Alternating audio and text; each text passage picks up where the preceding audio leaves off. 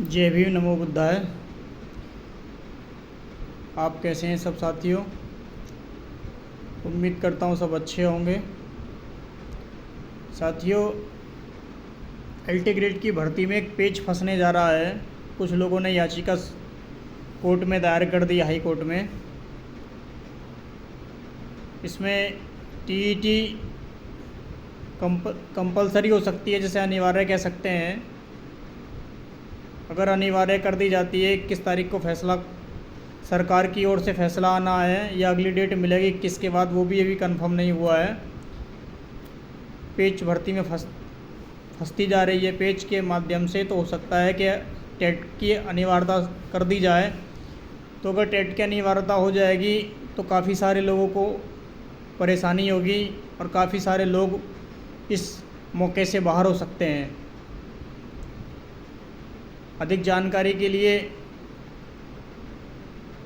आप 21 तारीख का इंतज़ार करें।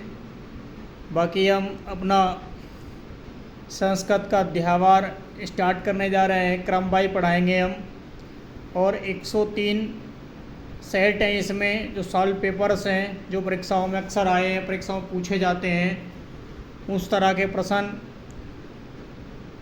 और अनसोल्ड क्वेश्चन जो सॉल्व करने हैं, हमें विस्तृत तरीके से हम पढ़ेंगे।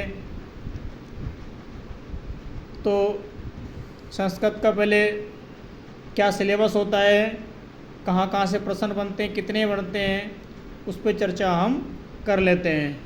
तो हमने डिवाइडेशन किया है, किस किस तरह के प्रश्न बनते हैं। चलिए देखते हैं। देखिए साथियों, किस किस तरह के प्रश्न बनते हैं, कहाँ कहाँ से बनते हैं। ये पूरा चार्ट है जिसको संस्कृत को डिवाइडेशन किया गया है। देखिए, व्याकरण है, सबसे ज़्यादा व्याकरण आता है।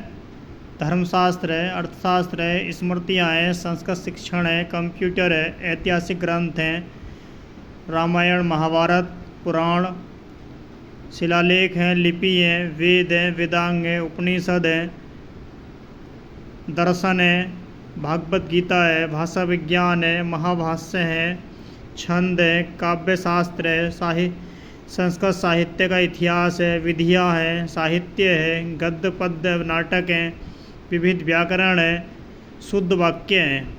तो इतना सब संस्कृत का सिलेबस है, और इसी सिलेबस में से टोटल प्रश्न सब्जेक्ट के बनते हैं। और अब हमें अध्याय हम इसका अध्ययन करेंगे, कहाँ कहाँ से किस तरह के प्रश्न बनते हैं। इतिहास से, व्याकरण से, रामायण से, गीता से, काव्य से, सबको चर्चा करेंगे हम। तो हम सबसे पहले साथियों अभिज्ञान शाकुंतलम स्टार्ट करने जा रहे हैं। चैप्टर बाई चैप्टर हम पढ़ेंगे, डेली चैप्टर होगा हमारा। तो अभिज्ञान शाकुंतलम के बारे में आप शायद जानते हैं, जो लोगों के पास हिंदी संस्कृत रही है वो जानते होंगे, पढ़ा होगा उन्होंने। जो एकल सब्जेक्ट्स हैं थोड़ा उन्हें दिक्कत होती है, लेकिन अगर करत करत अभ्यास जड़मत होत सुजान, तो अभ्यास करने से मूर्ख व्यक्ति भी विद्वान हो जाते हैं। जैसे कालिदास की बात करते हैं तो कालिदास भी मूर्खों में गिने जाते थे, लेकिन आज उनकी प्रसिद्धि भारत में अद्वितीय मानी जाती है। तो उसी हिसाब से हम अभिज्ञान शाकुंतलम स्टार्ट करने जा रहे हैं। और अभिज्ञान शाकुंतलम मूर्ख जैसे व्यक्ति की चर्चा करके, प्रसिद्धि हासिल करके, तो महाकवि कालिदास ने लिखी है। तो चर्चा करते हैं। चलिए, अभिज्ञान शाकुंतलम पे पहला हमारा प्रश्न है।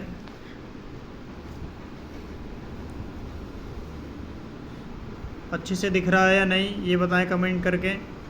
पीछे तक सबको दिख रहा है या नहीं दिख रहा है, ये भी एक बार चर्चा कर लें।